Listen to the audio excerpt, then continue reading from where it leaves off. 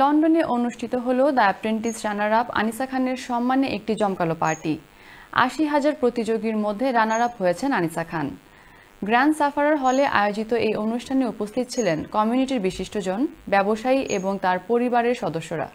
বিস্তারিত আসাদুজ্জামান শুভ রিপোর্টে, ক্যামেরায় ছিলেন রেজল করিম Mridha. So my business is Indian style pizzas.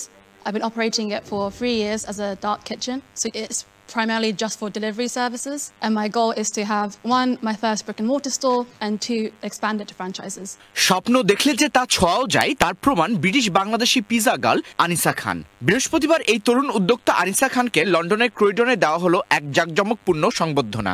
BBC জনপ্রিয় শো দ্য অ্যাপ্রেন্টিস 2025-এ ৮০,০০০ প্রতিযোগীর মধ্যে ফাইনালিস্ট হিসেবে জায়গা করে নেওয়া আনিসা তার অভিনব ব্যবসায়িক ধারণা নিয়ে নজর কাড়েন বিচারক ও দর্শকদের। দক্ষিণ এশিয়ার স্বাদে স্বাস্থ্যকর ও হালাল পিজা ব্র্যান্ড তৈরির পরিকল্পনায় আনিসা ব্রিটেনের মূলধারায় পৌঁছে যান তরুণ বয়সেই। তার সম্মানে আয়োজিত অনুষ্ঠানে অংশ নেন শতাধিক অতিথি, যার মধ্যে ছিলেন ব্যবসায়ী, মিডিয়া প্রতিনিধি ও পরিবারের সদস্যবৃন্দ।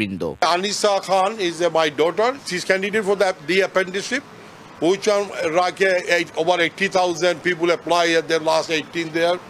This is the most popular, about 10 million people watching the BBC there. By one of the top judges in the apprenticeship, Alan Sugar, Lord Sugar, they recommend the pizza. They individually came in judges and they like it.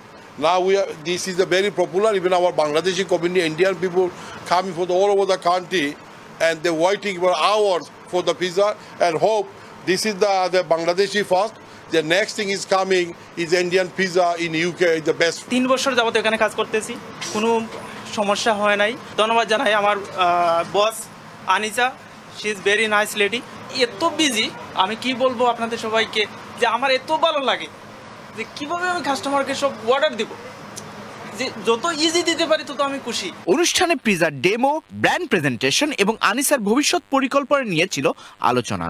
তিনি বলেন, আমি চেয়েছি এমন একটি খাবার brand তৈরি করতে যা আমাদের সংস্কৃতিকে তুলে ধরবে। I'm so proud of myself for becoming a finalist of the show. I tried my best throughout the whole entire process. Unfortunately, I didn't get the investment, but I'm sure I'll do something successful in the future.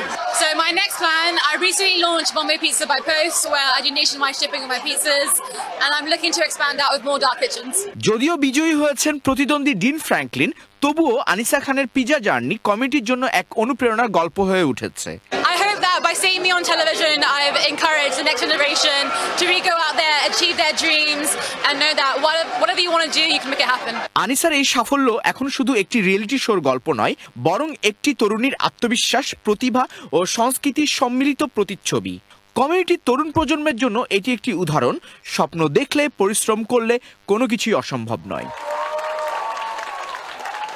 Asaduzzaman Shubho, channel S news, London.